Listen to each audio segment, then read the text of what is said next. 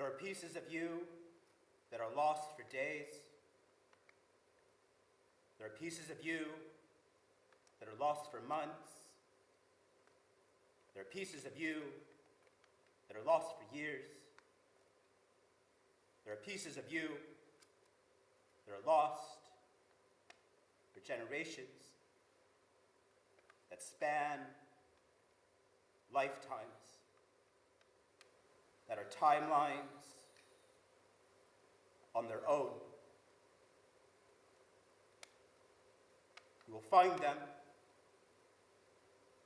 in the lonely hours, in the moments of rest. Breathe into yourself.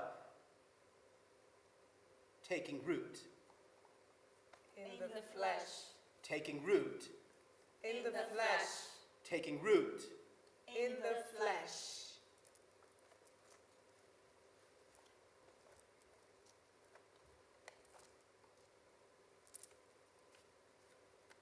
La Roye Mojuba. I am the child of the waters and earth. Oreye Yeo, be here with us, Oyoun. Please teach me how to flow like water flows. Calm waters that produce riches, that digs the sand and discovers great riches, great fortunes. May I be the pumpkin that holds my treasures. May I be the force that builds what needs to be built. May I be the force that destroys what needs to be destroyed. The troubled river, it is not deceiving, it warns you. It is the calm water that kills people. May I be the healer, the fresh water, the prosperity. Taking root in the flesh, taking root in the flesh, taking root in the flesh.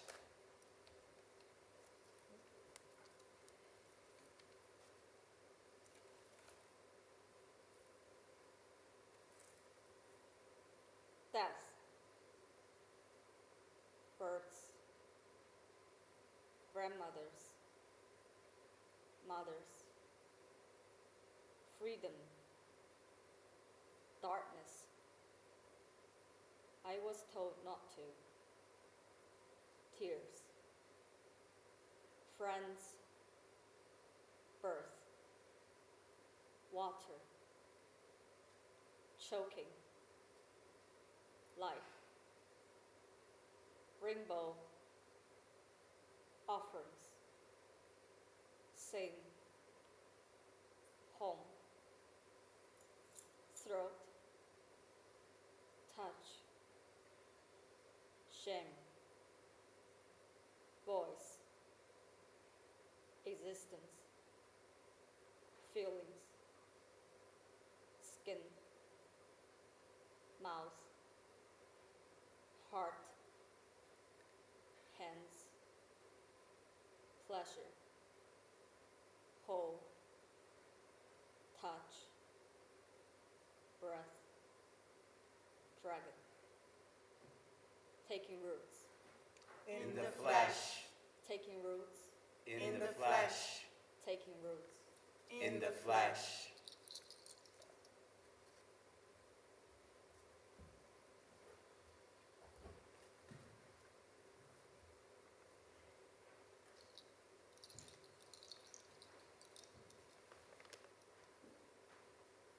dear womb of the pumpkin, dear plant ancestors, by the brightness of your variety of colors, by the sheltered darkness of your inner center, by the deliciousness of your taste, may the frozen stories of my beloved grandmothers melt into the vibrant flow of life again.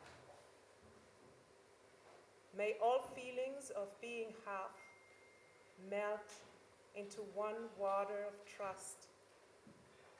Trust in belonging to exactly the place, the time, and the DNA ancestry that I am in right now. Taking root in the Flesh, taking root, in the flesh, taking root. in the flesh.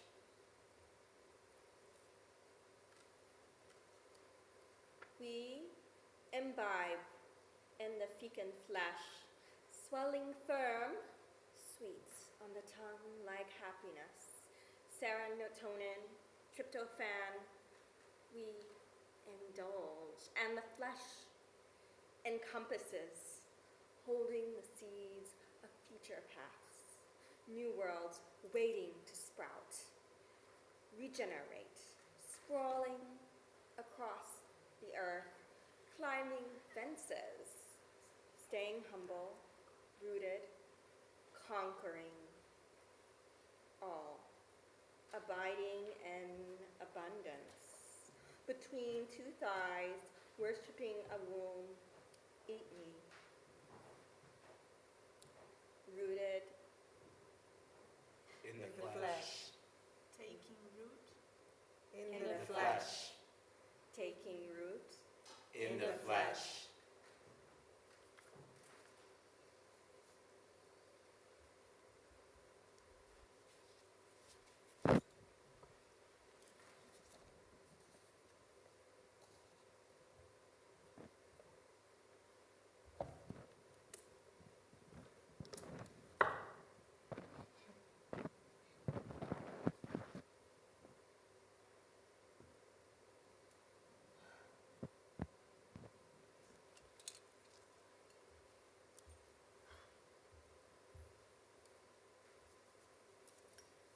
Ago.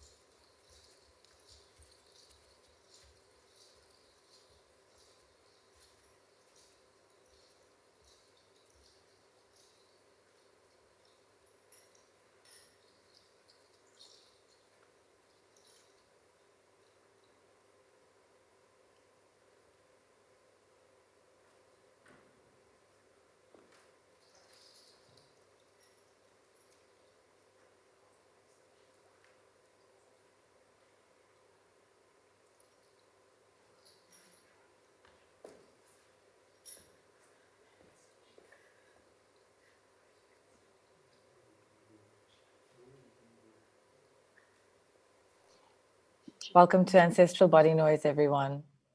I am Gugulethu Duma, also known as Dumama, and I'd like to extend a huge thank you to the participants for inviting us into this sacred ritual. I'm honored to have been a part of it. I'm honored to have been a part of the ritual of release and to extend the sacred space that we have been nestled in for a 6-week Welcome period. to Ancestral Body Noise, everyone. I am Gugulethu Duma. It has been nothing short of amazing, and if you are tuning into Ancestral Body Noise for the first time, this process, this residency, was aimed at artists working on processing their own ancestral technology and unraveling embodied memory and seeing how ancestry and in a non-archaic way, in a non-linear way, serves to function in their expressive, enchanting, and invigorating lives. And also to work through and process the trauma of being of a marginalized demographic on this here planet. So together we engage in the power of a collective creativity developed amidst political and social resistance in a time of social distancing, and try to really cultivate a sense of intimacy and connectedness. And to be honest, I'm at a complete loss for words at the feeling that's coming up for me right now, because I feel very much like I'm there with them, and I'm all the way in Cape Town, South Africa. So tell me about the magic of time travel and ancestral unraveling and reconnection and connecting. It's usually something that we experience on our own or within our family contexts or within the work that we do. And I guess what we wanted to do was really explore those inner sanctuaries with strangers who are actually family and who are actually friends. So what you've witnessed and are going to continue to witness is a group of remarkable creatives unraveling this last 6-week process that we've been on through their own mediums. Each person present is interdisciplinary, multidimensional, and expansive, amplifying critical narratives, messages, and transmitting a wisdom that's actually quite difficult to put into words.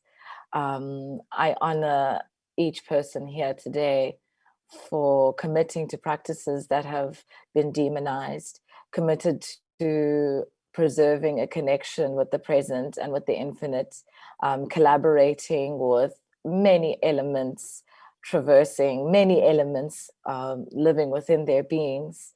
I celebrate each and every one of you guys as ancestors. These are the cultures responsible for creating enchantment that heals, facilitating a connection with, an infinite consciousness. And I guess that's where I'm at in my life now. That's what I'm looking for. No more surface interactions. There's too many layers. There's too many layers, and there's too much healing living beneath those layers. And so I thank you guys for honoring that truth and for saying yes, not only to this call, but also to yourselves and to your ancestry and to your needs and to your truth. Together we have taken our minds and put them in our hearts and put them in our feet and put them in our hands and put them in our words and put them in our voices. And I couldn't be more honored. With all that being said, I would like to now announce and call upon Suelen, who's going to share a piece of her process with us titled, I Call Upon. Suelen Calonga, are we ready?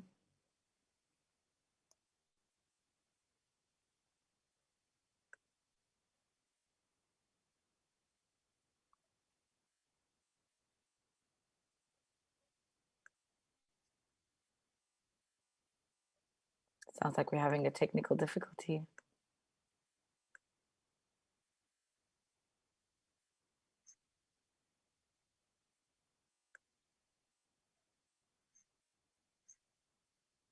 Suelen?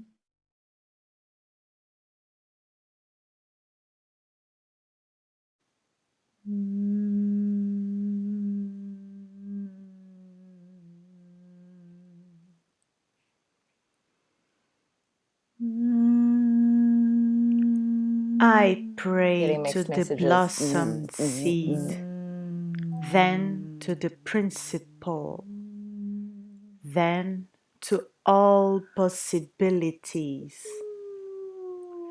I pray to Yami Aye. I pray to Yami Aje Eleye. I, beauty of the green earth and white moon within stars, I call upon the souls come to me, giving birth to the universe. May my worship be in the rejoicing hearts, all acts of love and pleasure, are my rituals.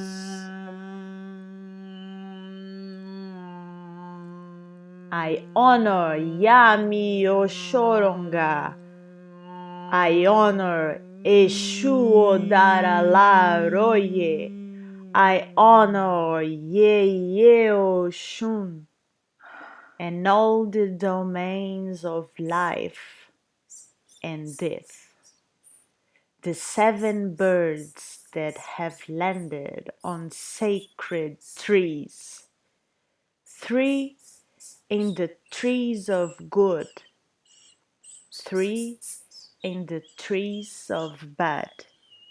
And 1 going from one to another. I praise the river goddess, spirit who cleanses from the inside out. Fresh water, water that refreshes and moistens the earth. Water that refreshes and soaks the house, that purifies the heads with fresh water, that turns an unhappy head into a happy head, that cools the hot heads. Energetic water with masculine strength, active healer and sorcerers, in tune like the old birds.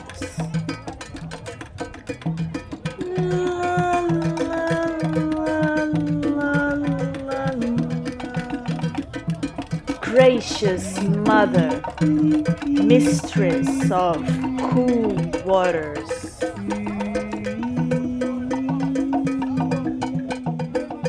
the water that swiftly kills by will,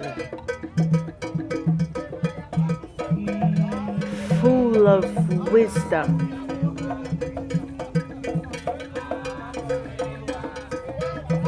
I am child of the waters and earth. Yeah. May you teach me to flow like water flows.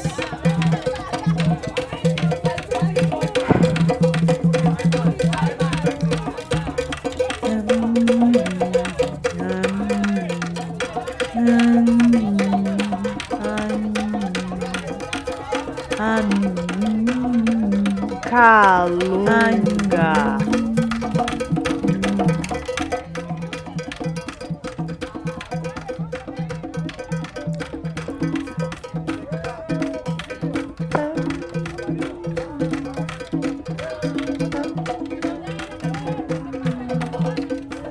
May all the sandstorm and quicksand be removed from my eyes and my feet.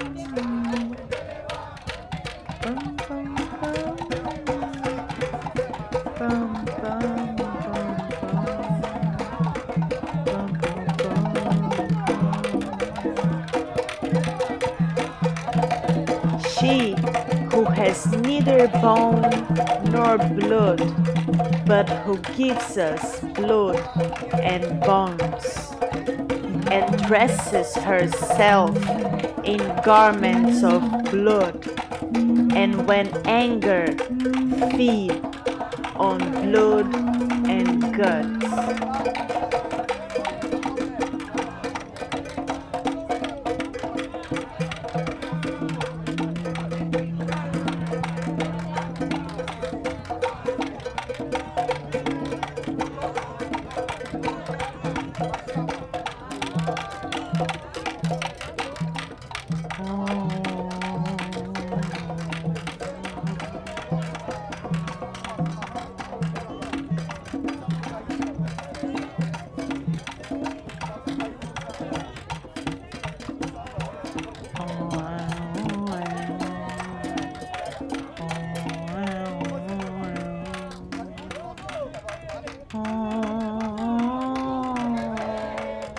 The troubled river is not a trickster, it warns before. It's the calm water that kills people.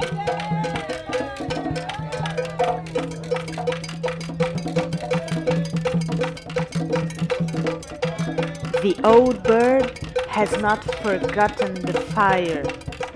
The sick bird has not forgotten the ground.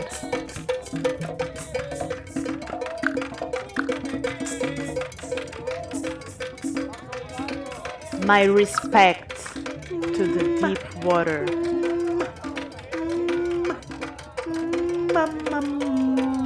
Salutations to the spirit of the old mother who flows in the river towards destroying the halls of the false and the liars.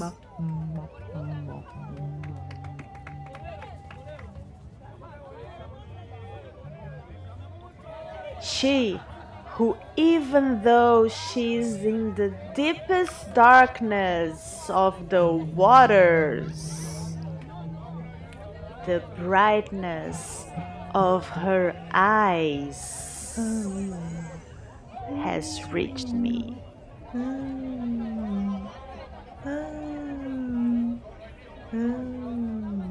The children of the waters are full of enchantments in their words. Calm waters that produce riches, that digs the sand and discovers great fortunes. Water that improves the head that is bad and turn the bad head into good head that runs smoothly and invades the house of the enemies. The one who cure illness only with fresh water. The one who gives prosperity enough to give us life. Her power comes from the depth of the water. Deep waters flowing from the earth. She knows all the secrets but reveals them to no one. Water that no one can carry in their arms. Water that no one can hold. Water that flows without stopping. They are here. Mojubala roye shuodara. I call upon you and ask for your blessings. Greetings to all the Yami elders of the waters and the earth. I call upon you and ask for your blessings. Salutations to my mother Oyoun and greatest elder Yalode Oromimayo. I call upon you and ask for your blessings. Who knows the way will join me.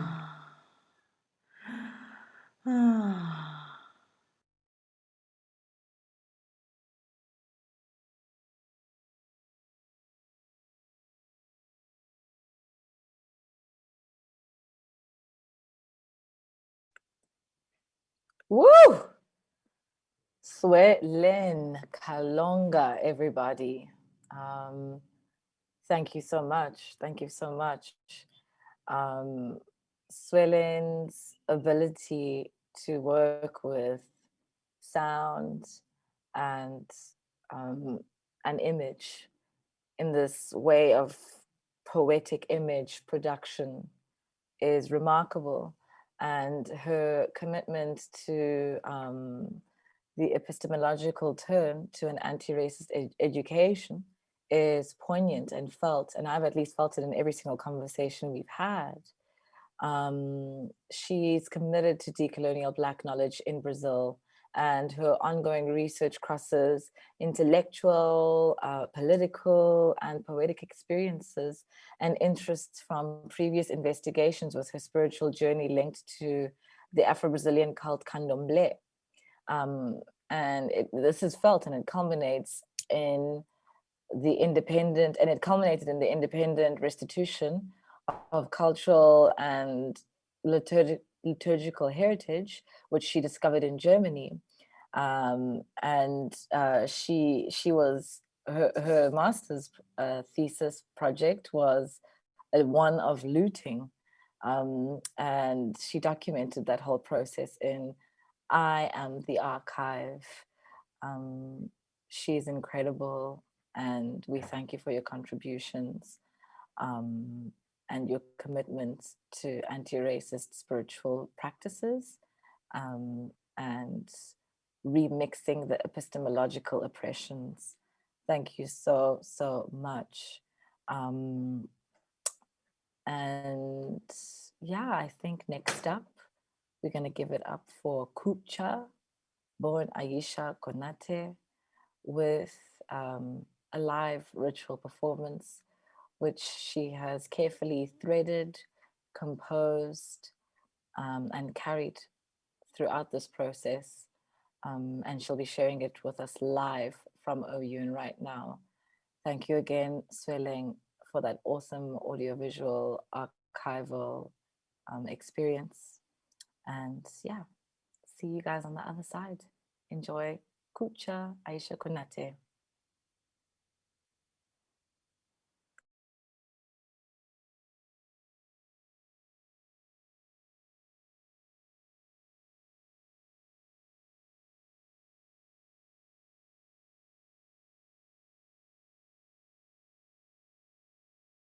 Aisha Konate is still setting up.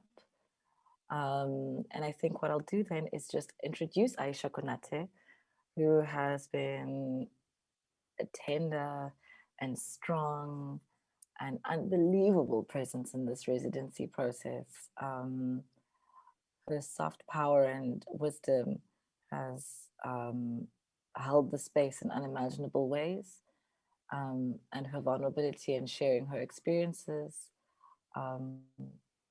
as a performer in various collectives and as a voice and movement activist and a co-organizer of the Queer Feminist International Dance Festival, Cuerpos Políticos. Aisha is interested in encounters, contradictions, intersectionalities of bodies in their political contexts, establishing alliances and solidarity with the body. Her methods include buto and composition, vocal sampling, and a whole lot of other movement practices. She studied cultural studies, but she is so much more than all of those things. I'll talk a little bit more about her once she's done. Let me just check in with my team to see if we are ready for her. And like I said, I am in Cape Town and they are in Berlin. So we are performing a huge miracle. This is a miraculous encounter. Okay, let's hear what my team has to say. Okay, we're still fixing the projector. And it's almost time. And we're just gonna keep it real, guys. Like, no one had imagined when we were in the middle of this residency process that we would have to do it like this, that we would have to do it from far, that people wouldn't be able to come and sit around a circle and encounter the ritual relationships that we are uncovering. This is our second iteration of Ancestral Body Noise. For those of you who have attended the first one, you'll see how different it is and how much we've had to assimilate and adapt to what we're experiencing as a planet. And that has its challenges and predominantly technical and chaotic, but we work with them and we flow with them, which is awesome when you work with people that you trust, when we've cultivated a sense of trust and presence in the ways that we have, we're able to adapt. But that's what we're doing. a story that I can share about my experience with Aisha is in one of the sessions in our residency, because we were all obviously in our homes, speaking from our homes. She said she'd switch off her view of herself in the Zoom meeting and only be looking at other people, because the feeling of looking at yourself in a space, in cyberspace with others, and then leaving that space and closing your computer and realizing you are actually here, was just too much of a psychedelic and displacing feeling. And when she shared that, I think we all resonated. And since that dazzling insight, I think my Zoom encounters have changed significantly. And so she continues with her activism, even in uncomfortable digital intimacy Zoom experiences. So we give thanks for you, Aisha Konate, and we're going live with you now.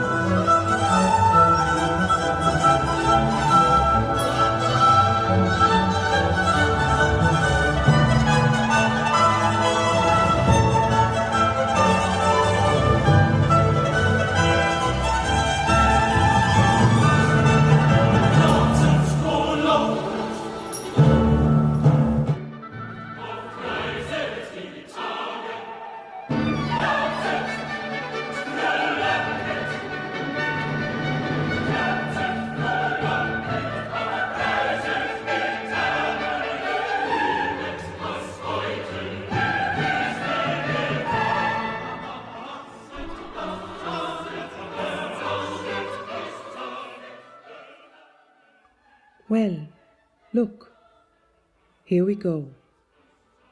By the time we get to the end of the story, we know more than we did at the beginning.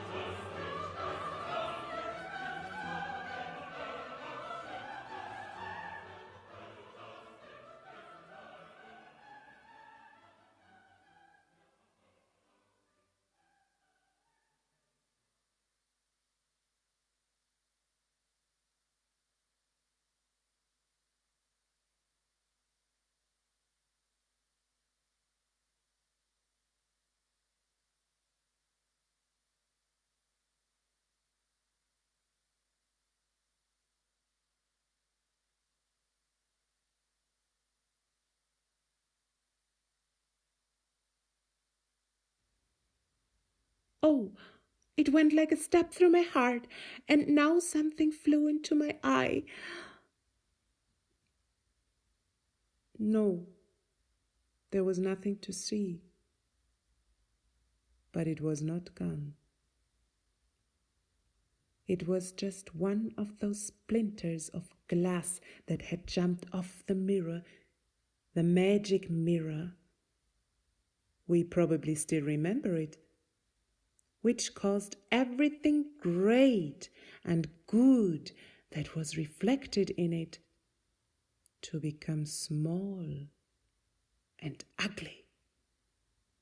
And every mistake in a thing to become immediately noticeable.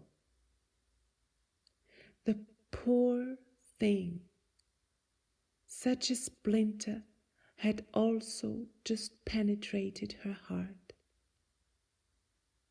That was now about to become like a lump of ice. Now it didn't hurt, but there it was. The Snow Queen kissed her one last time. Then she had forgotten everything.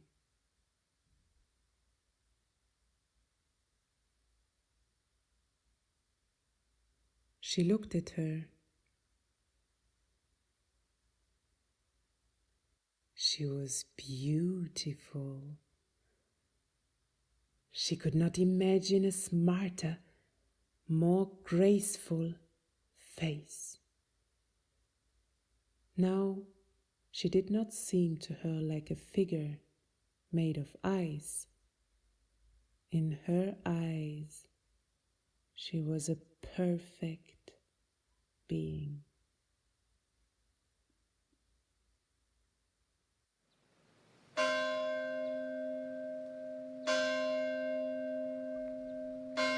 It's okay to be petite, I said.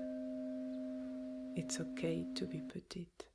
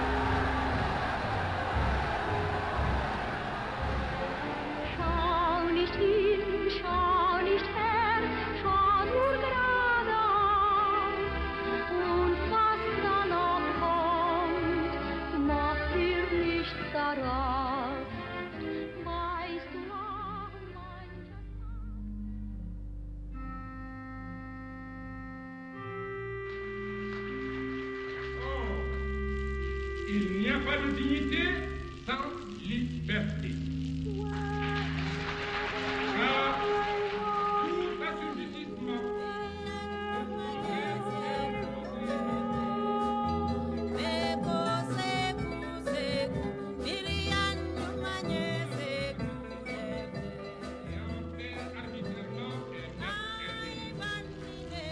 nous préférons la pauvreté dans la liberté à la richesse dans l'esclavage.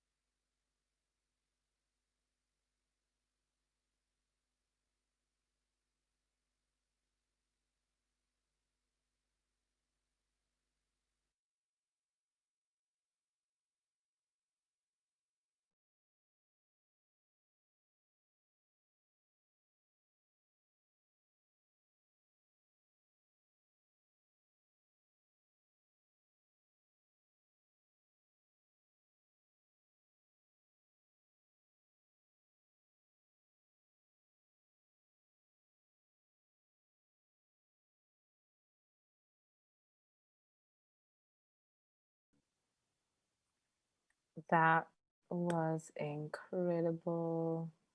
Thank you so much. Like, I was like shaking in my seat a little bit, and I'm just dying to ululate, but we've just put the child to bed, and I'm ululating with my entire, like all of my insides, every single organ is just twerking and ululating for what I've just witnessed. Thank you so, so much, Aisha Konate.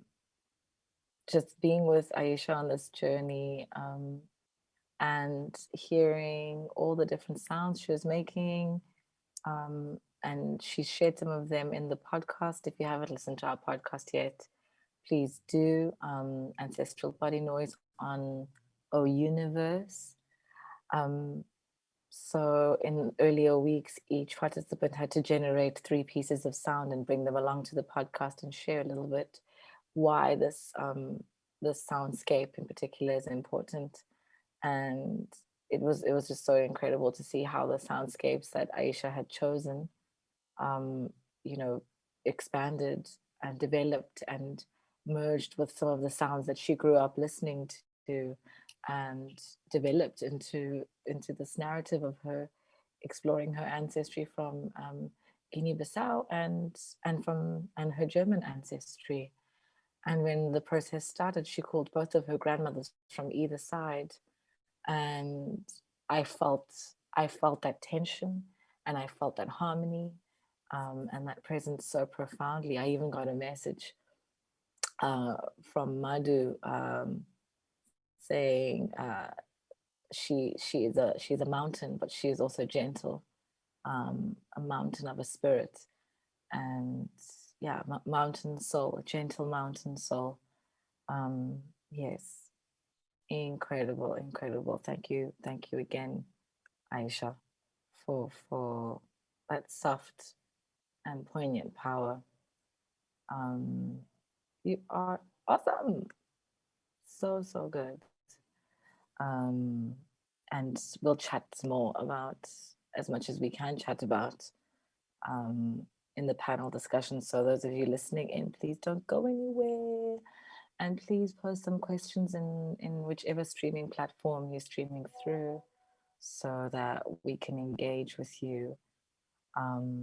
Next up, we have Yin Cheng-Kokott, Taiwanese multidisciplinary performance artist with a film. She's going to share her ritual via film. Enjoy.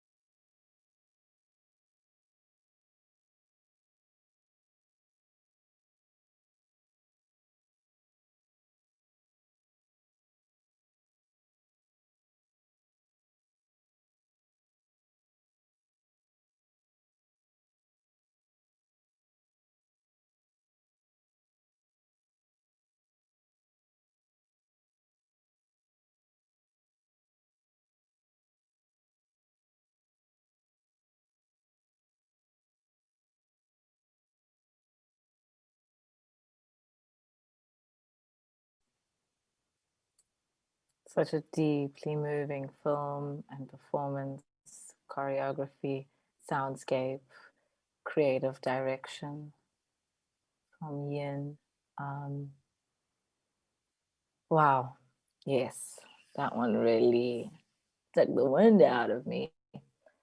You know, having been so involved and so present with Yin, and I guess with everyone else, and having gone through this process together, and reconnecting with the voice and understanding what the theme of the voice means in Yin's life and Yin's ancestry, and hearing how and seeing how and feeling how Yin worked with silence and voice and sound, and the way that the tensions were reflected and articulated with this like very hard guttural but still muted sound, with the tenderness of these flowers and these soft movements of surrender.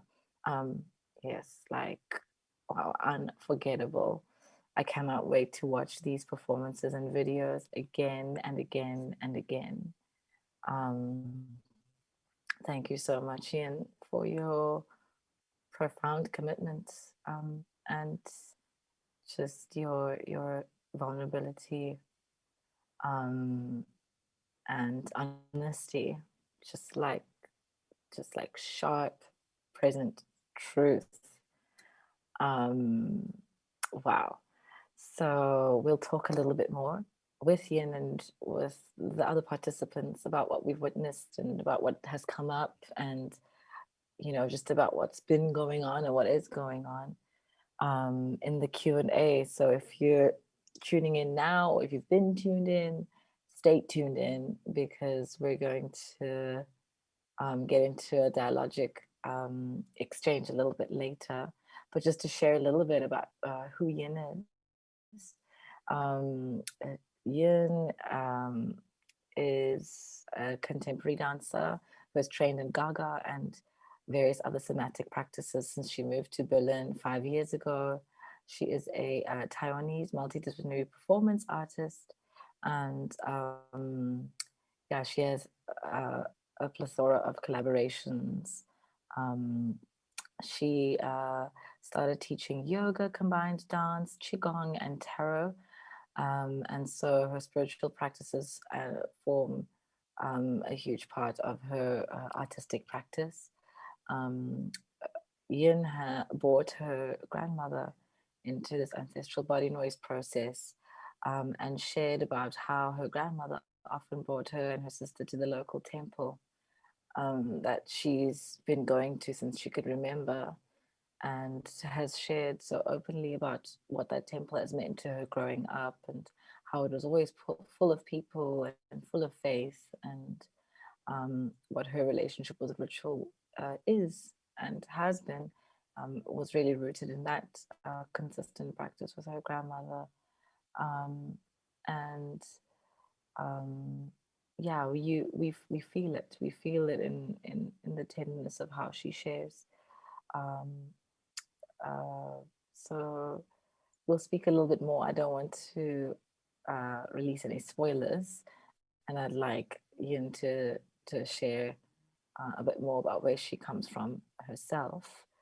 Yeah, and she's processed a lot here. She's processed an unconscious rejection of cultures and languages, and inheritances, and has gone deep into the generational colonized propaganda of being Taiwanese.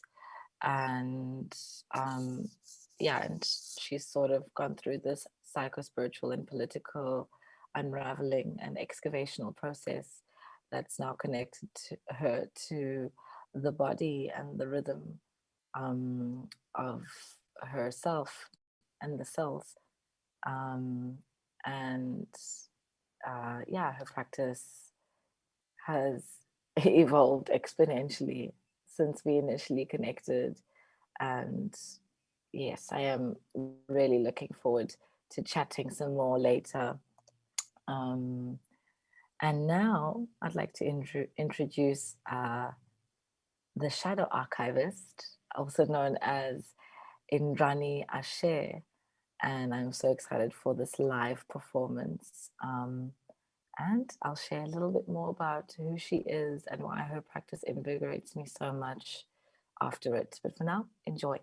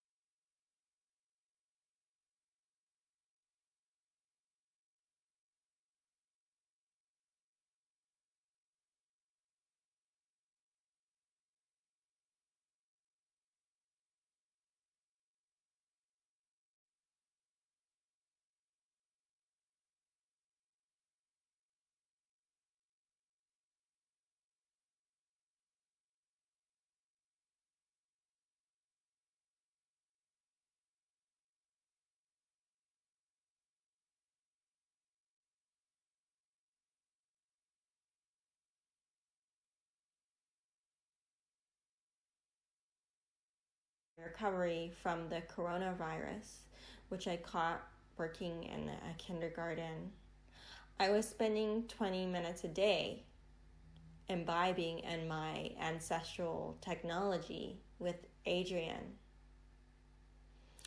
And she had what I needed to indulge, free and accessible all the time in an infinite variety. Even these 20 minutes felt like a luxury of consistent practice, which I should be feeding my art with. I knew this habit wouldn't last past the holidays.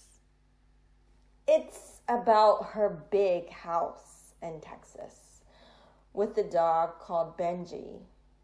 You can see how big and beautiful the rooms are, that she can afford a sparsely decorated yoga studio without unnecessary storage or furniture poking in the frame. Has she even had to move in the past 5 years? The rooms change and stay the same. She's a beautiful American girl next door who could imagine becoming a movie actress in the 90s and 2000s when she began to choose her path. My hair's all asymmetrical. I did a movie last year and they cut it asymmetrical and I haven't got a haircut yet. Because I'm just going with the flow. It's 2013, baby. But it's not even easy for these likable white girls to become movie stars. Did Adrienne marry well? Whose house is that? Can she really afford to hire a cameraman for every shoot? Yeah. Or was that her partner at some point? In the newer videos, I have noticed that there is a little layer of puffiness on her upper arms, even though she must be doing yoga all day long. I have also noticed she started wearing shirts with sleeves.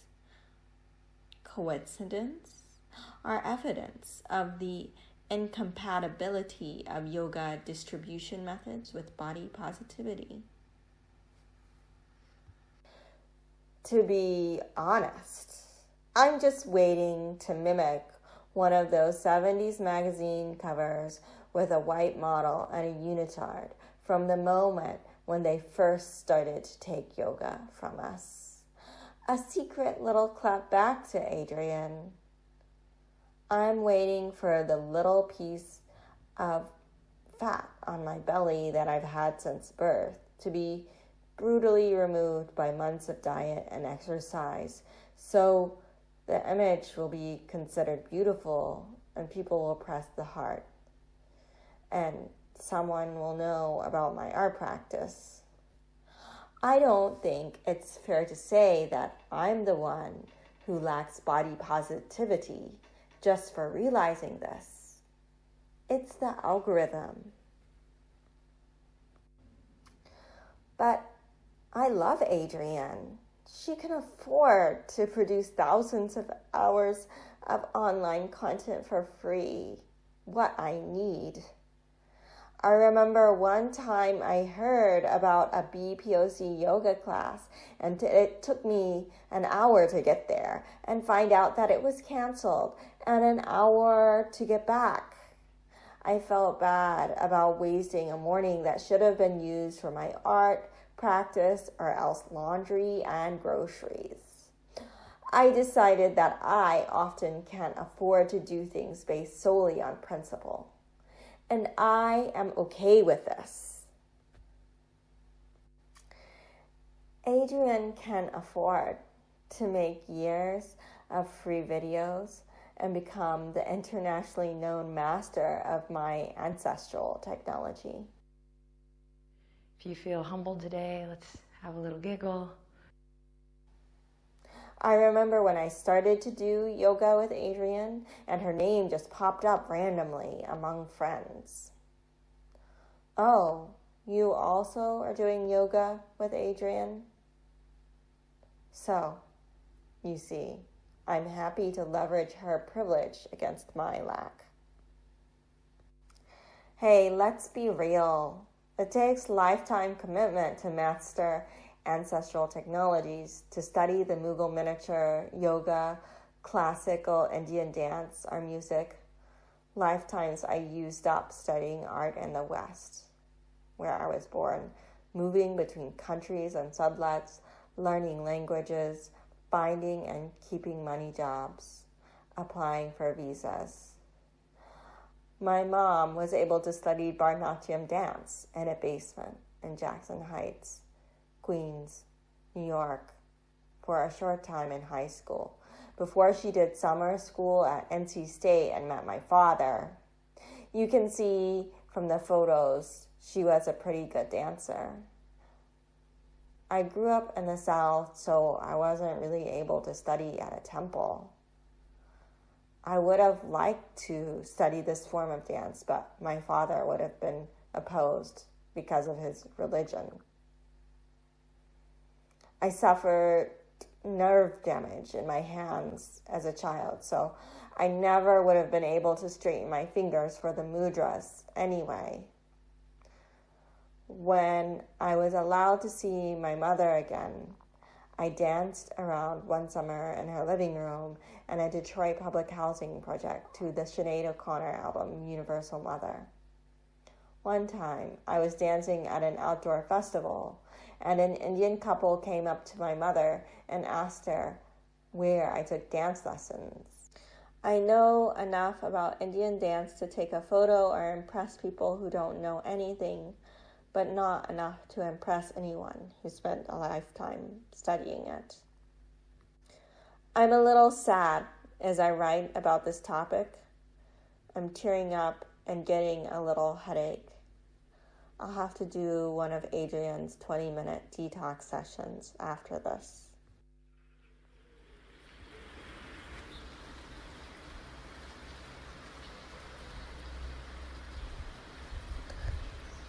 What I have is a remnant, whether genetic or inherited, like my mother's gift for telling the story in the most provocative and emotionally visceral way, like Arundhati Roy's gift for polemic, but not internationally recognized.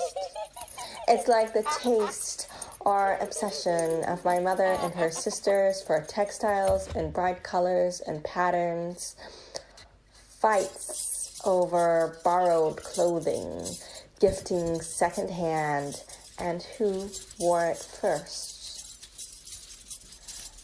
Aunt Anjana dyeing her clothes in the basement, in the 70s, to be followed by myself dyeing my clothes in the basement in high school, to be followed by myself spending 5 years dyeing, stitching, and pitching textile art in Indonesia.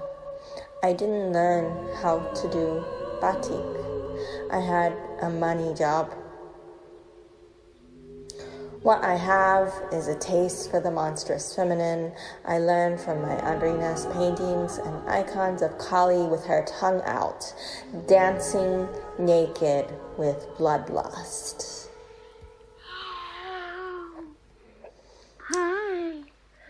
The most grotesque moment is the most visceral moment, is the most vulnerable moment, is the most powerful moment. It's a chance to make you feel what I feel, which is real. I hold on to these remnants of ancestral technologies I can't regurgitate, reproduce, or repeat. So I just refashion them into my art practice to imagine that I belong to them. I mean, my ancestors.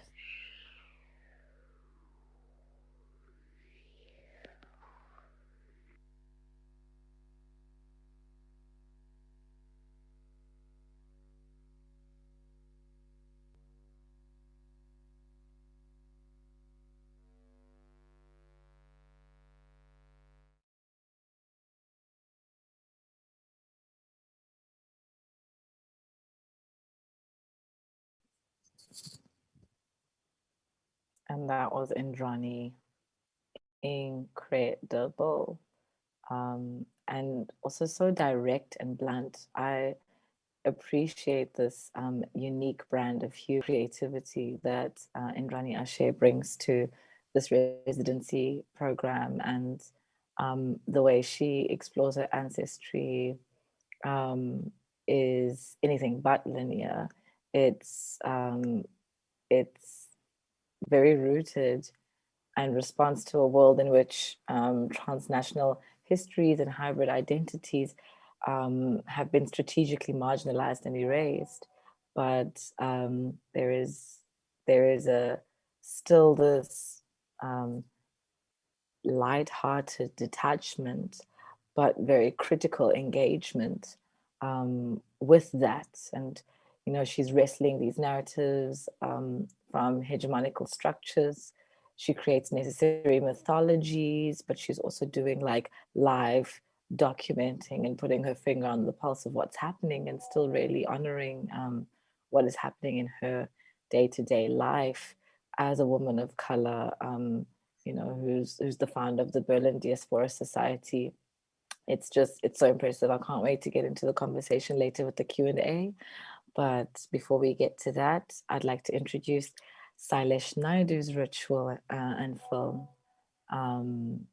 And yeah, we'll speak about Sailesh afterwards because, again, words escape me. Just a phenomenal and multidimensional spirit who says, this was definitely my first time. This is definitely my first time as a human being, because before this, I was probably an element, and I was most definitely traversing as an amorphous body of light, and I believe it. So enjoy Sailesh's film. I also cannot wait to experience it with you all.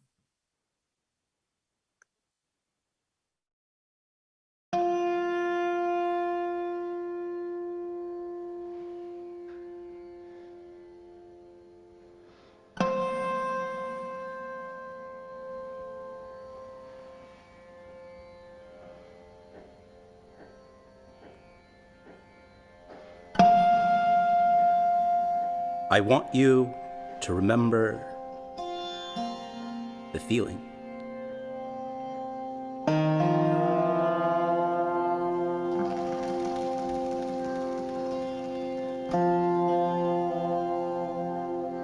Hidden in dreams. The visions that seem like memory.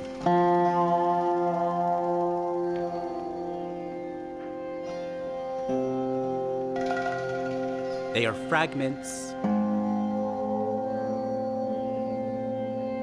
They're truths.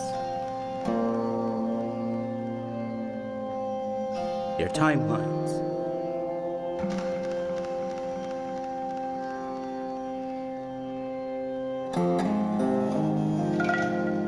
Is it enough to believe you were conjured?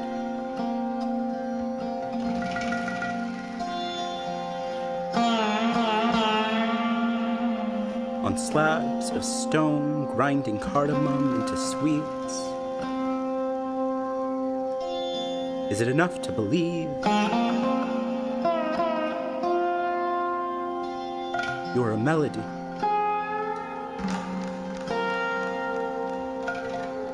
A hymn sung by wild women bearing fruit? Is it enough to believe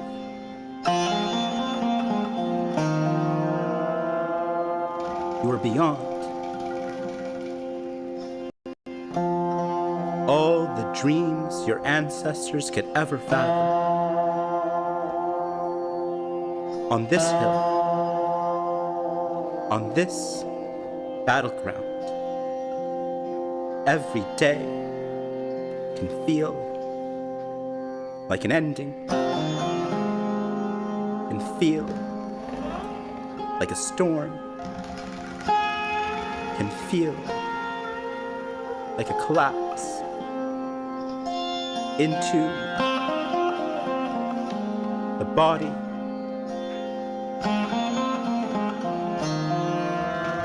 was never meant to be.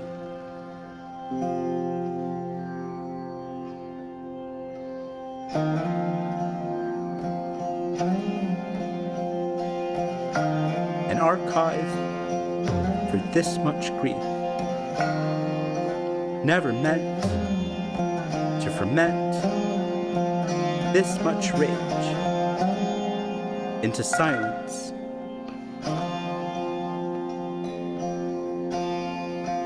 Bubbling to the top of every cry, of every soured scream, is a corpse ready to surrender.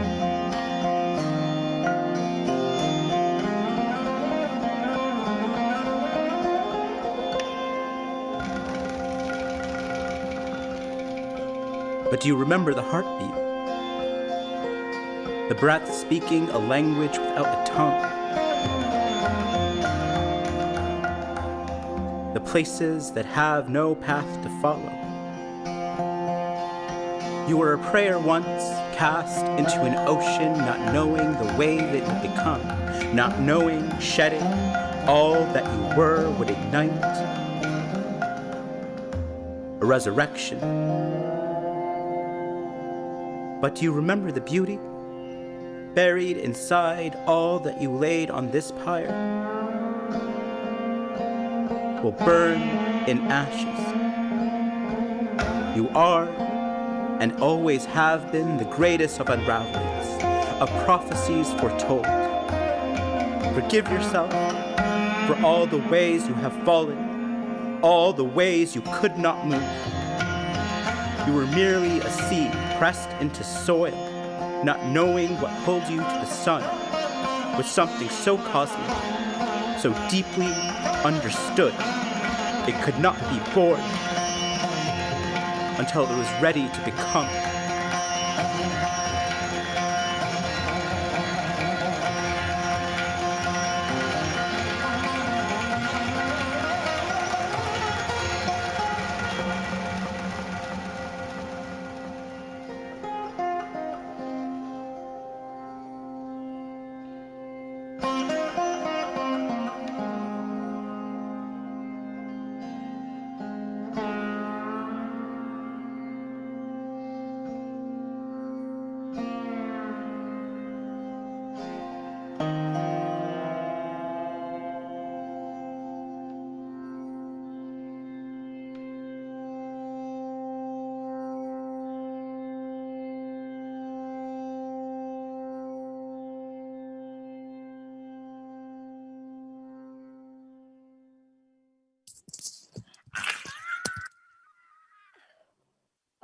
Oh my goodness, goosebumps. Oh my goodness.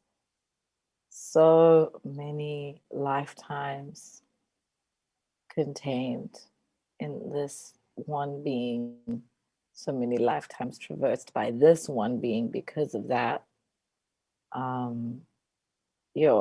So many revelations.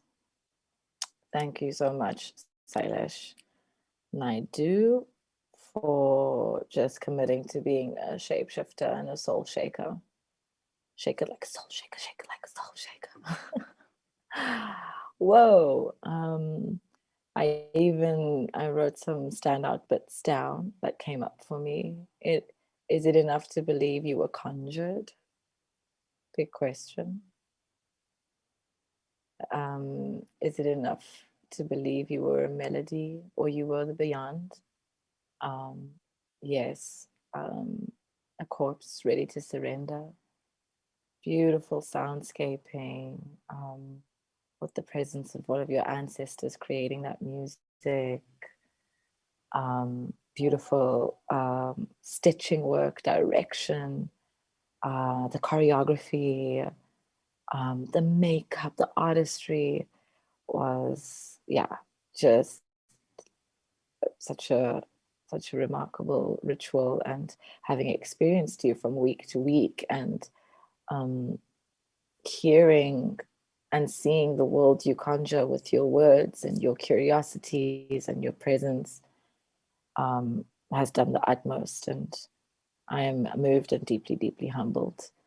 And with that being said, in preparation for the Q&A, there's a little short video work coming up by me, an exploration of the chaos of ritual in collaboration with my friend and sister, Black Banana, who has designed the posters for Ancestral Body Noise and who's been working with me since the beginning of Ancestral Body Noise. I'm staying with her now here in Cape Town, and we are pretty damn sure that we have an ancestor in common. But yes, we're going to put that video up now for the next 10 minutes and enjoy. See you on the other side for the Q&A.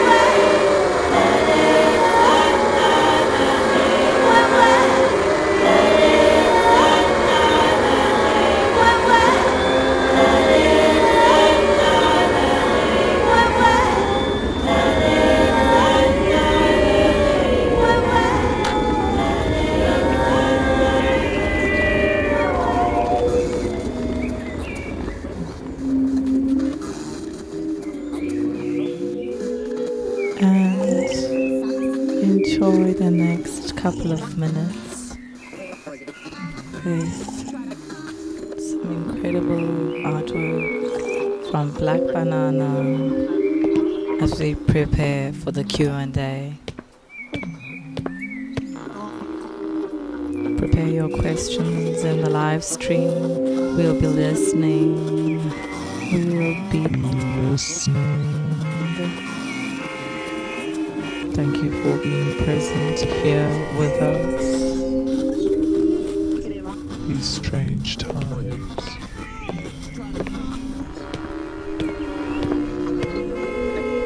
I'm Dumama. Wherever you are, hold your heart and give it up for Indrani Ashe, Suelen Calonga, Yin Yin Cheng-Kokott, Sailesh Naidu,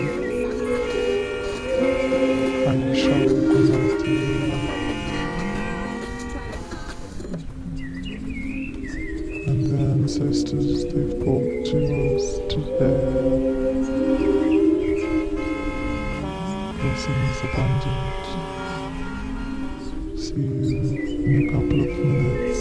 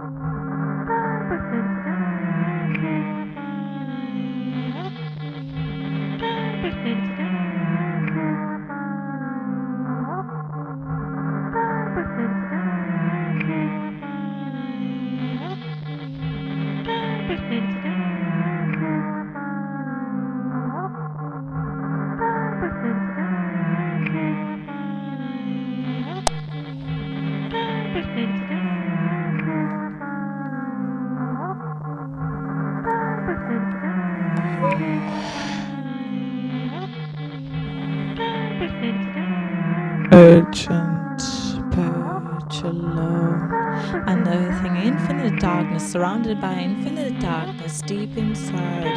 A birth releasing, observant, patient, nothing is simple in ritual. Layers and lifelines await you. Will this loop continue?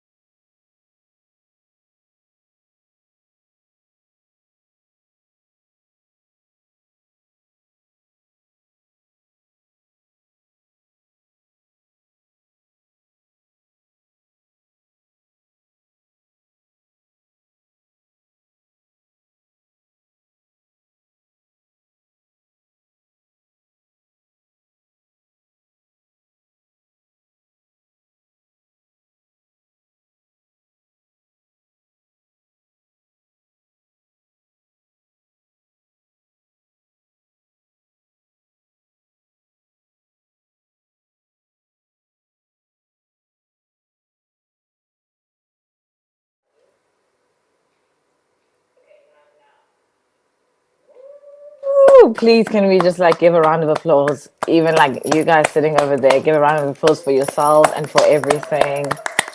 I want to do like the hand claps. Wow.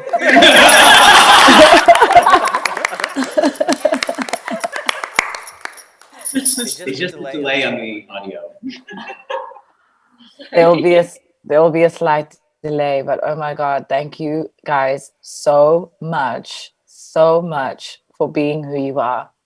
Like, I cannot say it enough. Thank you to every single one of you.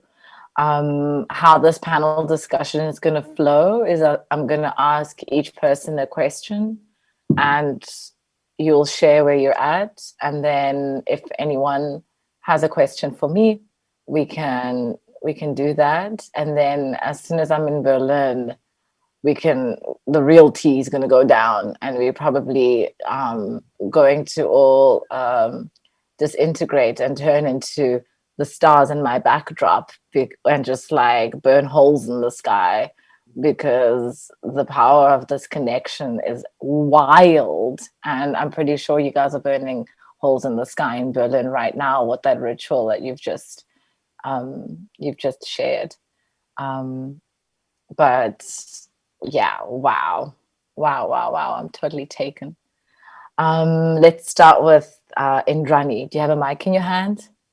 Yeah, here's the mic. Awesome. So Indrani, how are you doing? Let's start there. I'm glad I finished. It was a big process and a lot of work to get here. And with the residency, it was like our research process, and then we actually had to make the work. So it's amazing to be like, okay, I've got there now. Yes. And not worried about pieces coming together. So it's satisfying. Yeah, it was really satisfying and very emotional. Like, you know, I was laughing, I was sad, I was angry at damn Adrian. And yeah, you took me through all the processes and articulated a feeling that I felt engaging with Adrian myself. I love, firstly, that you referred to getting COVID as the holiday once the holiday is over. And yeah, all of the nuanced observations about Adrian and the commentary on ancestral technology.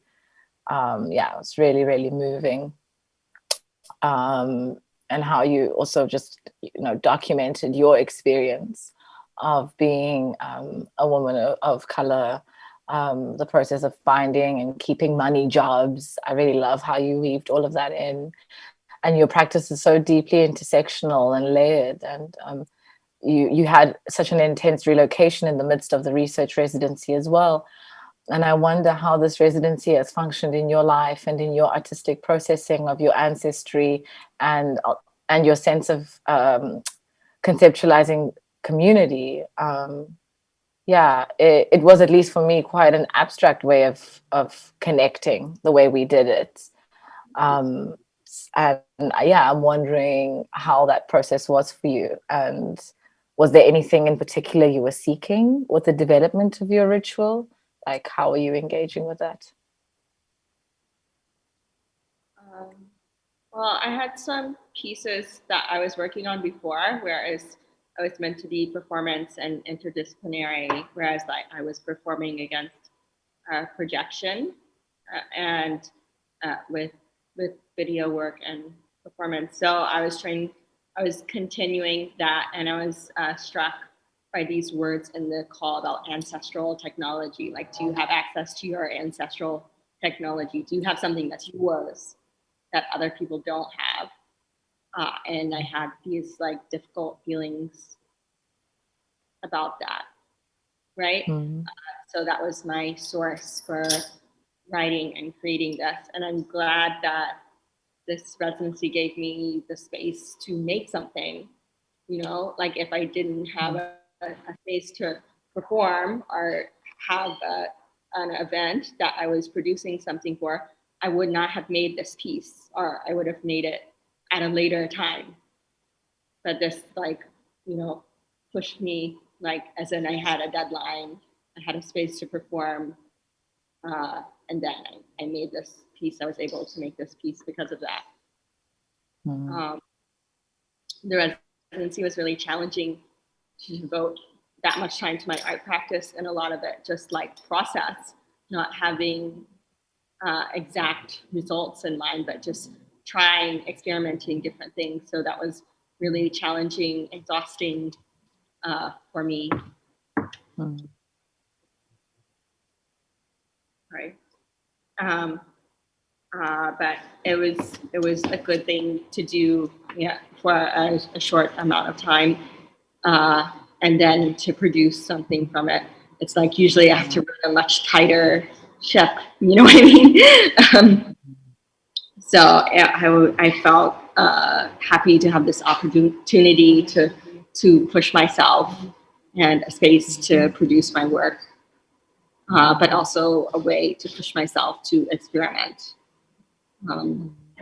Because at the end of the piece, well, basically it was different. It was different because of our residency process. I did the piece differently than I would have done before.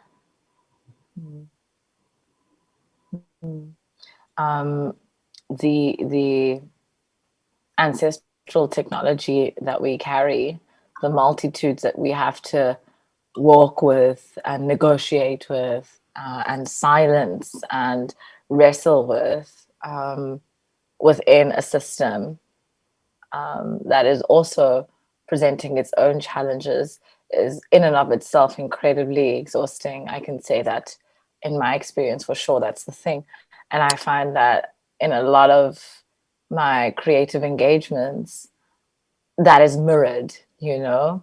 And yeah, I'm just, yeah, a lot of the time creating art and creating ritual in this process of like excavating and releasing, you know, it's not always like this, you know, light and easeful bed of roses experience. And I'm really grateful to you for bringing grit, texture, and truth to that, and illuminating that reality, as challenging as it is. I have, yeah, the utmost respect for, you know, honoring every stage of your reality and every stage of your process in the ways that you do.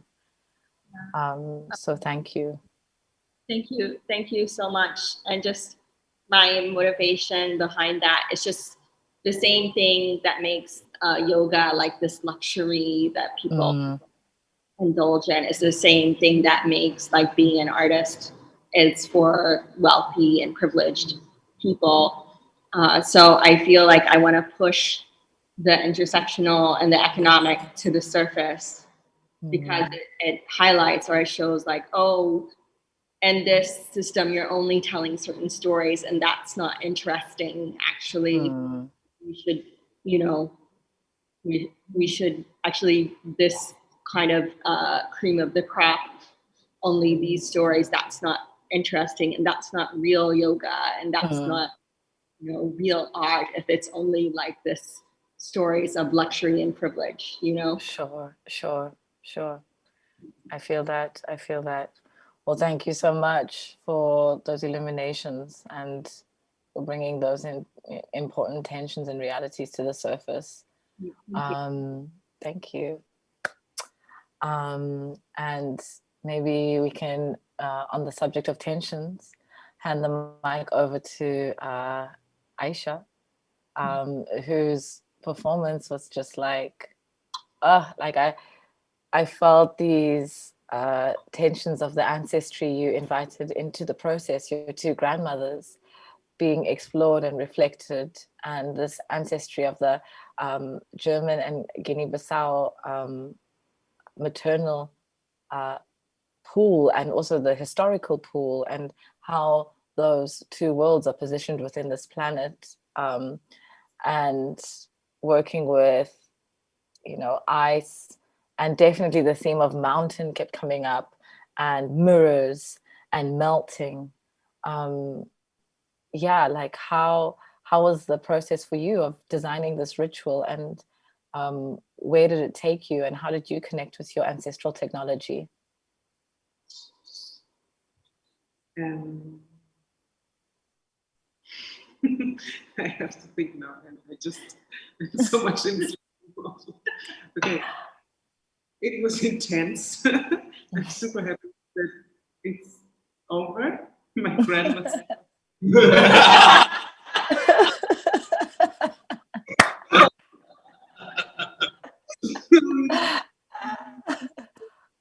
I was in, I don't know, like when we started the residency. Yeah, I think the last 2 months were like very up and down with a lot of different parts in my life, and so in a way I feel that like whatever is around and holding me, but there was something guiding me through this, and I feel so glad that now it's over, right? And also it was very touching for myself to do the performance and to have the whole process with everyone, and to like, yeah, to round it today. It's perfect. I feel good, and I feel really like I had so many how do you say Selbstzweifel, doubts. Like I don't know. I mean, like sometimes I'm like, wow, how is it possible that people can have so many doubts? Like, does anyone have all-time doubts? Normally I be like, yes. But it's so incredible. Like I was really going through this. What am I doing? It's horrible. They're like, no, you're doing it for your grandma. Yeah, but it's on stage. Like perspectives also on stage and on ritual. So this was a lot what I was going through and asking myself, and it was very enriching to to be in exchange with you all, and with my dear friends who leaded me through this whole process. Thank you so much for understanding me the last days. And yeah, that's it for the moment. Awesome.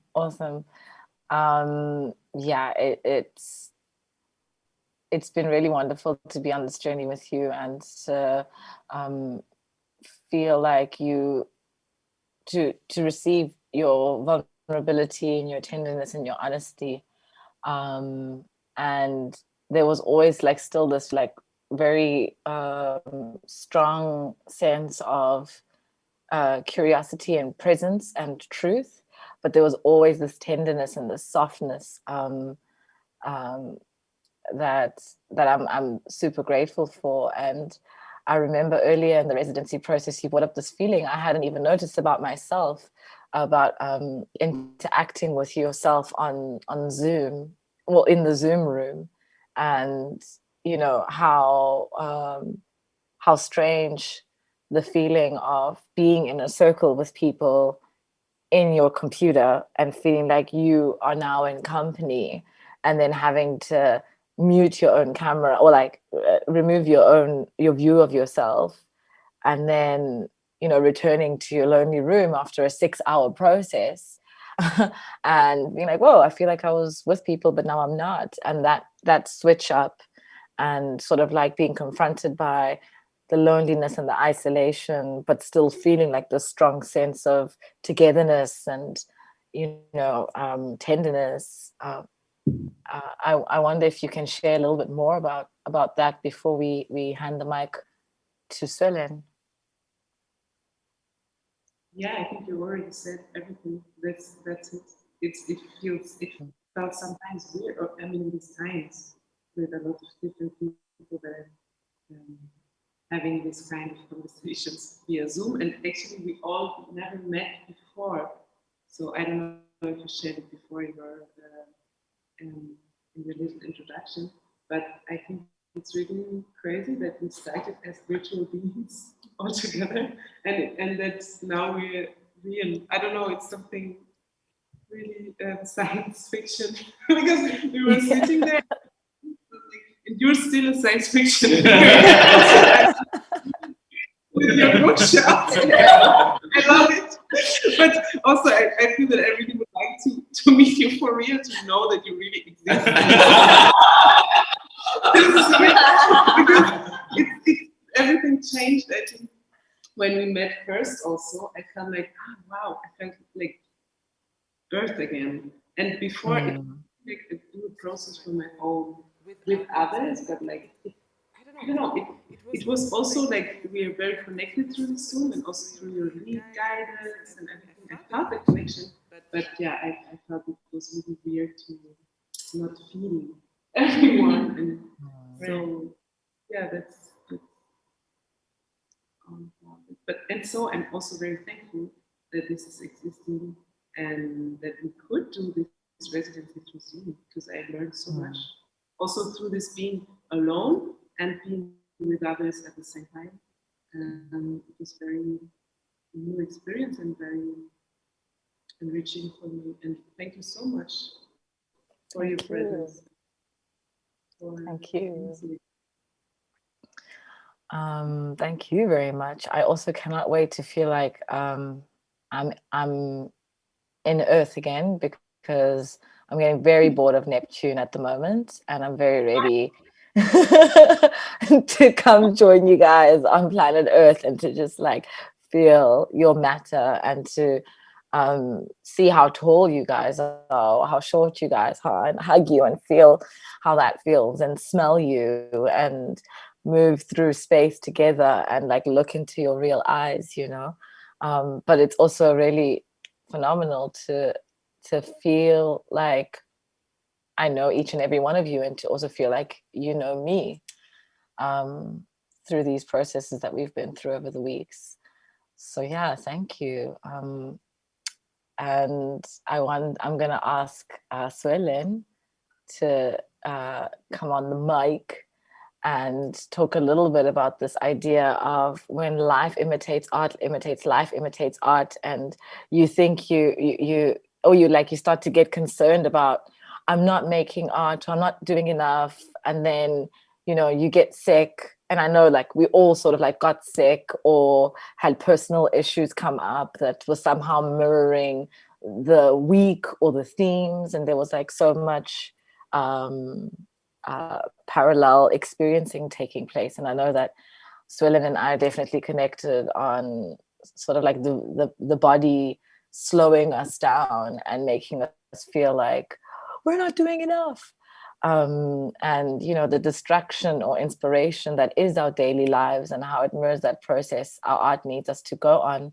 I know that these were some of the tensions that appeared in the process for you, Suelen. And how did you find resolution, and how do you conceptualize your experience as being a valid vehicle for knowledge, healing, and creativity to flow? Like even with that making of your piece. Something appears here, my God. in your screen, something appears. For me, this process,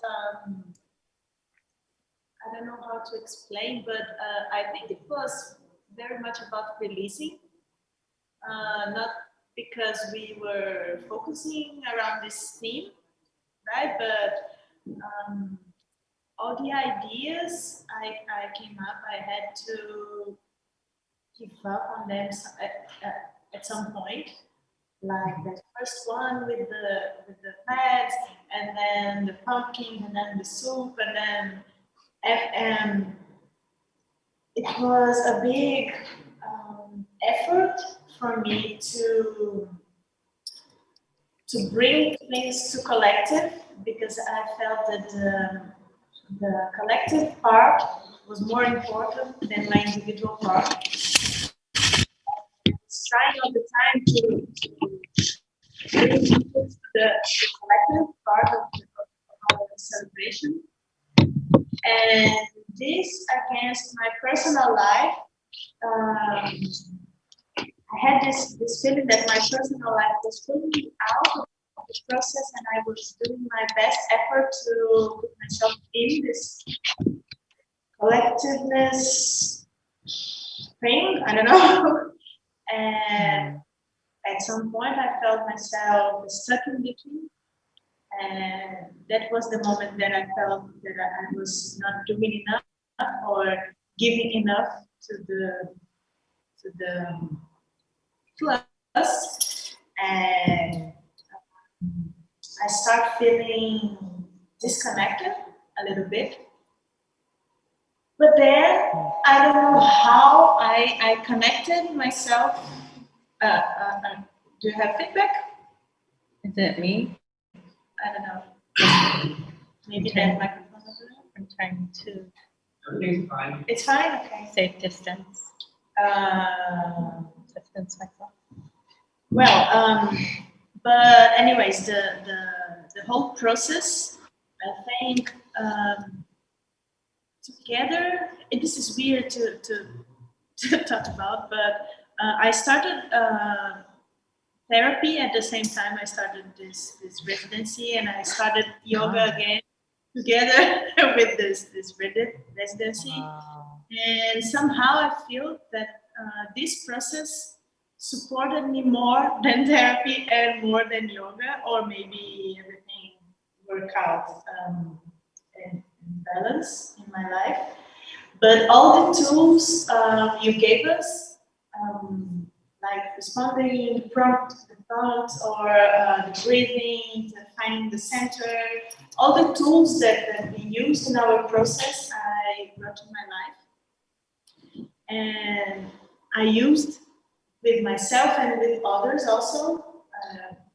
Last week I gave a lecture, and I used some of these tools with the students, and it was amazing to see that they respond like we respond. And I don't know, I felt myself again connected to this communal experience, because I don't know how to explain this. I just feel that there is a point in our human beingness, this is a word, I don't know, that connects us all, regardless the cultural background, and we could find a way of building a beautiful ritual with small parts of our different cultural backgrounds, our different spiritual backgrounds and experiences, and somehow I feel fulfilled in this. And well, I don't know, that part of me that thinks that I'm not doing art is still here, because I don't know if I can believe anymore in this conception of art that we are used to, because I connected myself to this other conception of art that I cannot explain through words yet, but I think that everybody who feels it or take part of it understands. And it's not art in the sense of production, of doing artistic product. And I think this process was about this for me. I'm gonna ask for a short break, because my battery's about to die and we cannot have that. So let me quickly go grab a charger and then we will continue. I'm so sorry for whoever's listening, our 6 YouTube streamers. Hang 10. I'll be right back.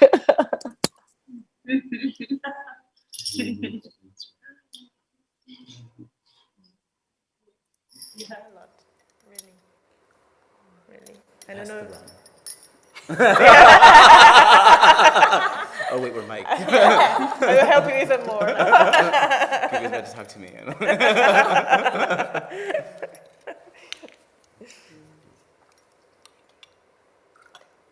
gonna get drunk. I have to stop. Why not? Yeah. Right. Why not? I mean, where else are we gonna go? Are we still in the live stream? Hi, Mom. Okay. I don't know if you're still watching. Yeah, I'm asking myself if my mom is there. Did she got married? Will she be upset if you're drinking that? If what? If you're drinking that. My mom doesn't speak in English, so. She's not going to watch it. I'll send her the pictures. All right, darlings, she's back. Thank you so much for your patience. And thank you so much for sharing that insight, Suelen. And it's so true, like there's definitely that conflict of, okay, I'm processing my heart things. I mean, it's amazing that you started doing therapy, got back to yoga again, and we're doing this at the same time. That's also like a very like, I know you have a lot of earth matter in your chart. And so that's also very like practical, grounded, like cognizant and systematic approach to addressing the transformations you wish to see in your life, in your creative life, in your spiritual life. And, you know, like I definitely felt those parallels and also the tensions you were seeking to uncover concerning, you know, the anti-racist work you're doing, you know, the museum looting work you've been looking into, and this like poetic, visual, you know, sound layering work that really, like, I think speaks to the density of your experience and observations. And yeah, I'm really inspired by how you are unraveling it all. And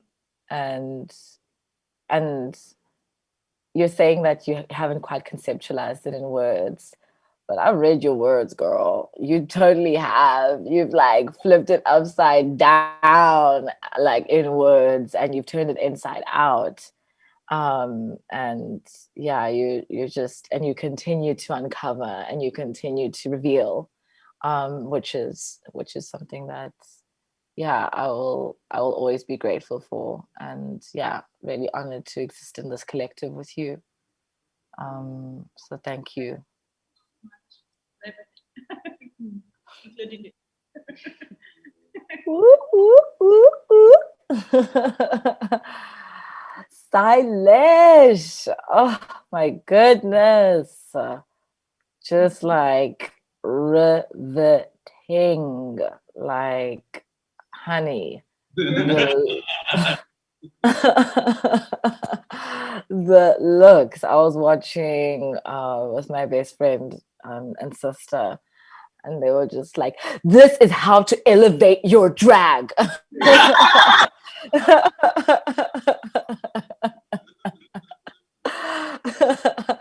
Like, wow. From the costumes and the theater of it all, just the production of embodying a deity or an imaginative figure. Yeah, it was a beautiful process for me. And just my makeup style, I couldn't have done it without like such a wonderful team behind me. Zoe Lohman, who did my makeup, Don Arantino, who styled me, who like, I literally like showed up to him a week ahead of time being like, I need you to style me, but I'm gonna be in full body blue grease makeup.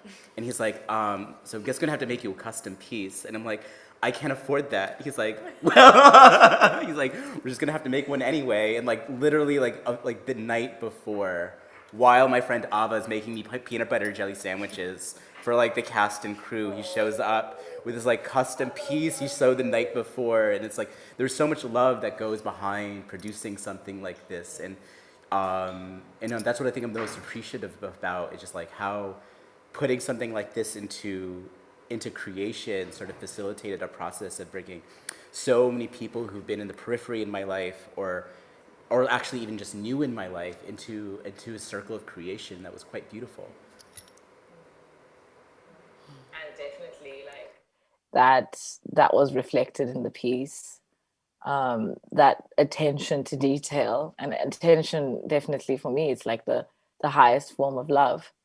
If you're really present and paying attention. Yeah, I think that was reflected in that work. And so thank you also for, bringing the people you brought on board, and thank you to them for saying yes.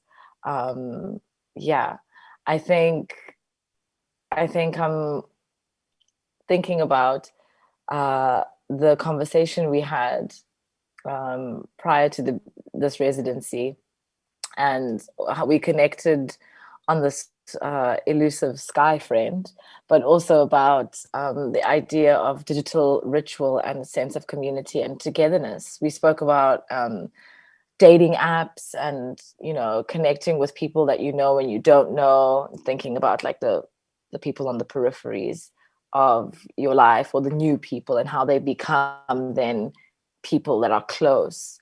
And I wonder how the theme of digital intimacy has manifested in your life and with this residency process, and what it's done, because I also know you've been doing a lot of like energy work at home, spending a lot of time at home, getting tired of being alone and at home, like really just being like, I need to go party and sweat and transcend and go on a psychedelic voyage with people.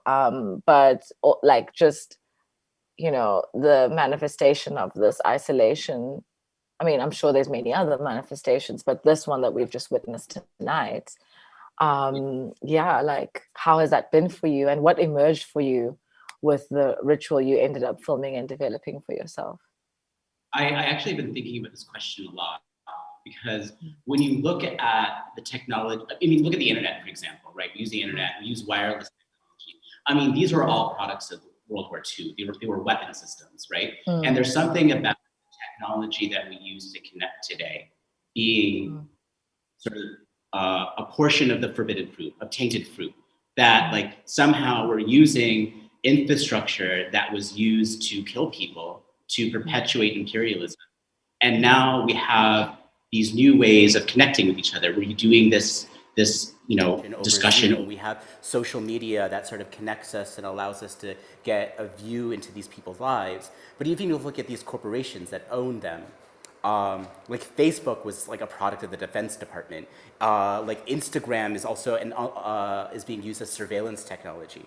Like there's these double-edged swords in terms of like how we as individuals have a drive to connect, and how a larger capitalist imperialist infrastructure is trying to co-opt that for disconnection. And I feel like we're always balancing that we're always in this dance of how do we strive towards connection, how do we strive towards learning more about each other, loving each other in ways when we're living in an increasingly disconnected society. And technology is becoming this tool that we can rely on. But we can't forget that there are other tools that our ancestors, the people who relied on ways of connecting with each other before this technology existed, had ways of transcending timelines, transcending generations, transcending borders, just by on a conversation. I remember my mom on the phone with her mother, and they would send each other's love, and you can feel that. And I think that there's other ways in which we can feel connection that isn't completely reliant on technology. I think technology can facilitate that. But once those connections are made, it's how do we maintain that in a way that not only honors that connection, but also keeps in mind that technology is relative, and it's always changing and it's always evolving. So we're always going to have new mechanisms in which we'll have to facilitate that medium, but it doesn't remove the fundamental desire. And I think at the root of it, it's about how people connect and how people choose to love each other. And what was beautiful about this process is that when we were in our own worlds and doing this sort of sense of being in our homes, trying to do a residency about ancestral practices, and you're in South Africa and we're all over Berlin, Aisha's in Leipzig, but there's still a strong desire to connect over a common idea, a common theme, a common sense of belonging. And then when we finally met in person, we had those things, as you said, earthiness, that sense of earthiness that we connected and we were able to draw together. And now we're dispersed from this residency and we'll sort of go back into our own lives and our holes. But like at the same time, like it's about how do we maintain those energetic bonds? How do we maintain those energetic loops that we created with each other? And I think that's sort of the new interesting way of looking at this technology, not just using it as a tool, but also thinking about, once I establish this relationship, what am I doing to maintain it? And I think that means being in a society that prioritizes disposability. How do we make ourselves indispensable to each other?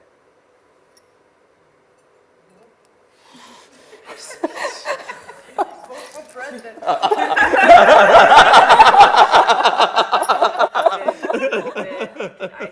Did Aisha just say Sailesh for president? Because No, Aisha that was Suelen. I still said you got my vote. I completely agree. I feel that on so many levels. Just technology as a tool, but also connectivity as the driving force and the consistency. Just remembering a conversation I had with Yin, where we had one of our one-on-one video call check-ins, and we were connecting on how we both have trauma around our throats, around our throat chakras, because of the experiences our grandmothers had with their throat chakras. And we started talking about silence and being silenced. And in that moment, we sort of had to take a step back because we both started feeling really emotional.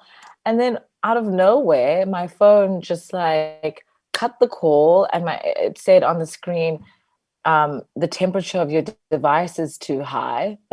And it just ended the call. And I had to go put my phone in the freezer, and I was like, how rude, but also how real, because that moment was like, you know, we'd like, oops, I'm just getting a call now from my aunt who's probably feeling these conversations. But like, I think that's the interesting thing is like we view the fundamental like lie that we've all internalized by colonialism is separation, right? We've separated from spirit, separated from nature, we've separated from each other. And we see technology as sort of immune to that, not immune, as part of that separation. That just because we've created this thing that is literally made from metal or on earth, powered by electricity, just that we use in nature, there is life force that is powering this technology. And somehow we think that it's immune to spirit. And like, I don't believe that at all. I think the technology is another tool in which spirit can exist in and manifests itself in. It's just, are we paying attention? And are we asking the questions? Are we asking the right questions about how we can collaborate with this, and rather than being sort of slaves to it and being unconscious to how we can utilize this technology? Like even in your podcast, you talking about lighting sage as a technology because it's opening up portals within you. And I mean, when you read my tarot and you were talking about my patrilineal lineage on my birthday, and boom, my dad calls in the middle of that. So it's just like how about like how open are you to connecting on a level, to connecting in a way that penetrates all the levels, or how curious are you, and are you being guided by a sense to love or a sense to stay in control, or to control? I mean, that's very...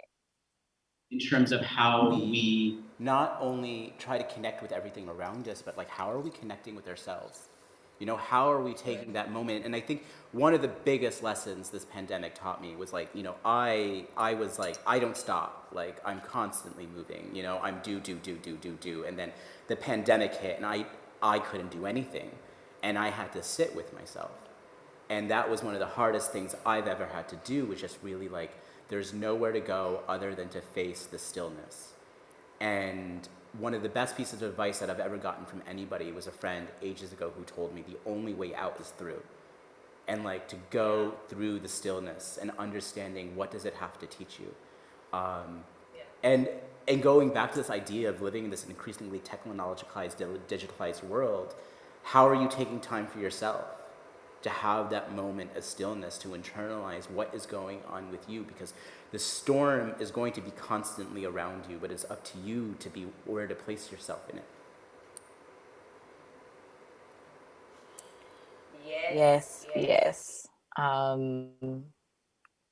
I completely agree with this, and we could go on and on forever, and I cannot wait to sit around a table with you guys, or to sit on a couch, or to share a floor, so we can get deeper and go further into these really important questions, and sharing how we are sitting in the stillness or struggling to do so.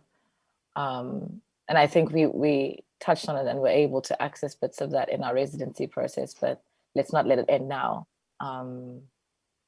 It's just another opening for us to continue. And I think, Yin, this residency opened up so many portals for you too, particularly the relationship you have with the voice and with silence or silencing. I mean, it was so powerful to witness what you created in the ritual that you shared, and how you worked with sound, how, you know, it was this guttural and visceral and thunderous technological sound with this very delicate choreography, and these flowers and these postures of surrender, and these just like these very delicate processes that you were exploring, but also with the very real reality of like being confronted with silence and confronting your trauma. And the soundscapes and the choreography and the visuals just touched me beyond. I would like to ask you to share a little bit about how your voice has now become a part of your practice after predominantly identifying as an interdisciplinary practitioner with a somatic focus. What resolutions have come about for you in this residency and this ritual performance process? What resolutions, what questions, and voice? Like, where are you with voice? I think I'm still quite in the process in ways of, first was through the words, through the free writing prompts, that discovering myself, to allow myself more and more space to just writing more, expressing more. And I can, I'm witnessing myself from a distance to see like, oh my God, I was holding myself back all the time. And I was uncertain of whatever I am. And to have the space to share with each one of others, and to have a mirror with one another, was really powerful experience, because I realized I'm not alone, and it's just not me. Often feel silent or often feel voiceless. And I remember like I was trying to avoid to confront this, and then you told me like, I want to hear your voice in the piece. And I feel like until the end, I'm still like trying to hide. But my life event kind of bring me to the confrontation, which is I have a conflict with my roommates, 2 roommates, white. And they think they are right, and they like to lecture. And I was just experiencing this anger in me, and that I didn't realize that I can use my voice in a way that silence is powerful. I just like, I'm not talking to you. And that pissed them off. One of the conflict I'm still inside. And also to connect with my deep bellies, like when I exploring voices, that I can feel this pleasure. I can feel this melting, shaking, opening chest.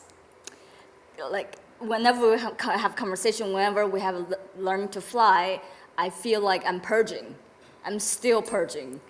I don't know when this process will end, maybe a lifetime, but I'm so grateful that I know that I'm in the right track, that I'm allowing myself to be. Also to trusting myself, like to let myself speak. Like I feel there's so many times I'm afraid to feel my feelings, even when I'm middle of the artistic process or in the middle of performance, and I will feel like I'm numb, like I'm just so scared. Like there's a part of me so scared and crying all the time and a lot of sorrow and couldn't forgive.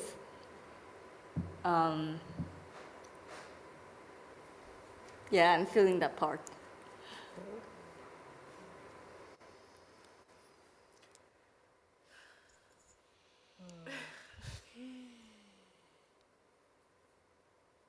Yeah, just holding that.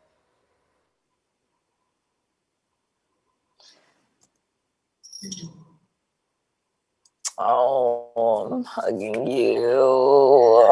Oh, you're so powerful. You're so powerful.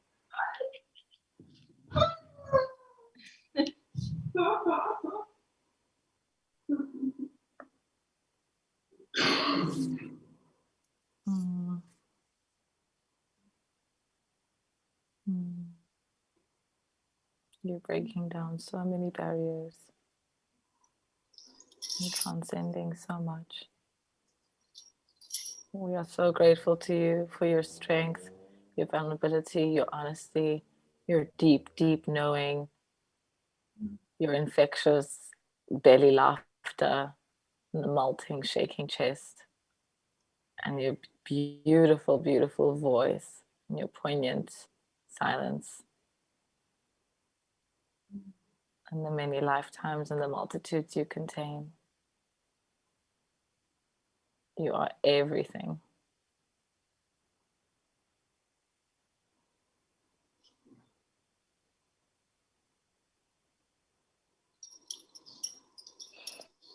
I am so thankful for you guys. Love you, Yin.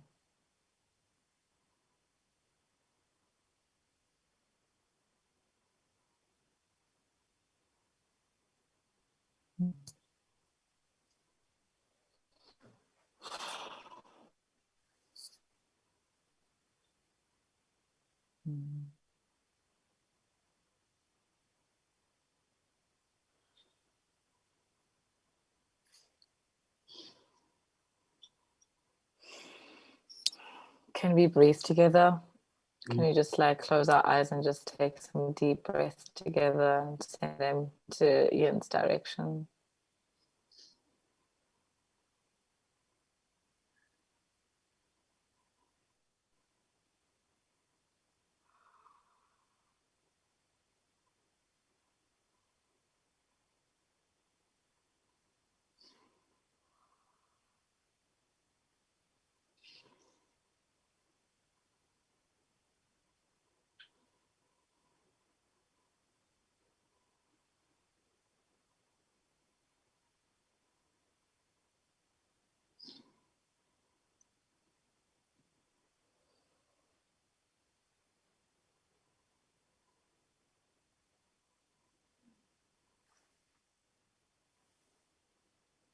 And the ground is shaking here too.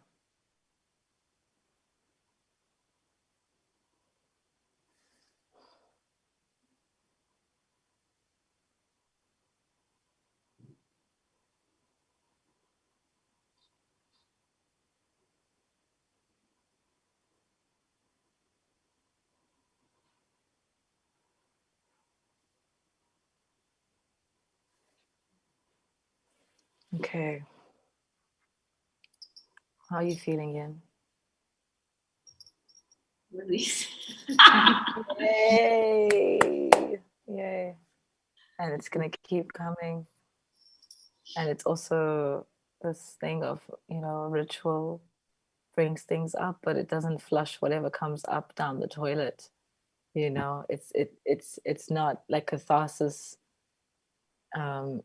cannot be escapism. Like it's about how Sailesh was saying. It's about like sitting in it and sitting with ourselves and facing the truth. The many versions of it is perhaps the most beautiful and terrifying thing. And I cannot thank you enough for coming to this residency and trusting me and sharing everything that you've shared with me and continuing to do so. I'm just moved beyond. I'm moved to exactly where you are right now. And I want to say you could ask me a question, but I'm also really cognizant of the time. And I'm wondering if maybe we can just close this ceremony off with a learn to fly together, and then we can go home. What do you guys think? Yeah. Let's do it.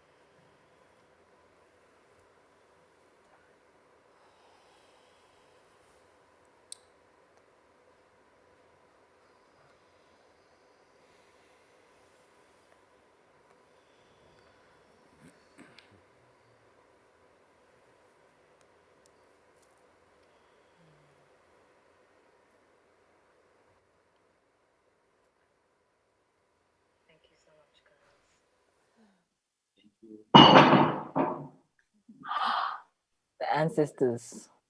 It's the ancestors. Thank you guys so much. Thank you, Gugu, for bringing us together.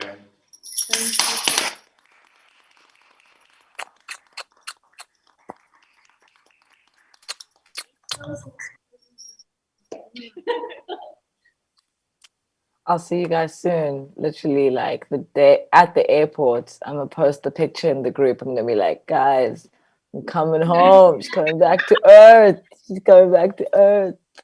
Whatever home means. But this is definitely one of the most, one of the warmest and most inspiring homes I've experienced. So thank you guys for opening up your hearts to this process and allowing me space in there, and for coming into mine in the ways you have. And I'll see you very soon. I'll see you very soon. And big love. Bye. Bye.